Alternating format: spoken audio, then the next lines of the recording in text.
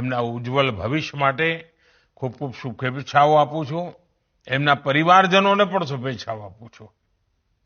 સાથીઓ, આ મારું સૌભાગ્ય છે કે ગર્લ્સ હોસ્ટેલ ફેઝ 2નું એની આધારશિલા મૂકવા માટે આપે મને અવસર આપ્યો હતો. અને આજે સમાજના ભગીરથ પ્રયાસોથી 3000 દીકરીઓને માટે ઉત્તમ વ્યવસ્થા, ઉત્તમ સગવડ સાથે આ ભવ્ય ઇમારત એમને મળી રહી છે. મને કહેવામાં આવ્યું કે વડોદરામાં કંઈ 2000 સ્ટુડન્ટ્સ માટે હોસ્ટેલનું કામ ચાલી રહ્યું છે, પૂરું થવાની તૈયારીમાં છે.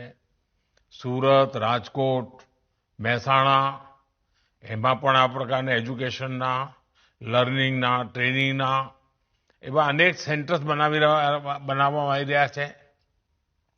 આ બધા પ્રયાસો માટે જે એમાં યોગદાન આપી રહ્યા છે એ સૌ અભિનંદનના અધિકારી છે. કારણ કે આપણો દેશ તો સમાજની શક્તિથી જ આગળ વધતો હોય છે. હું આજે આ અવસરે સરદાર સાહેબના ચરણોમાં પ્રણામ કરું છું. સાથીઓ, જ્યારે હું ગુજરાતનો મુખ્યમંત્રી હતો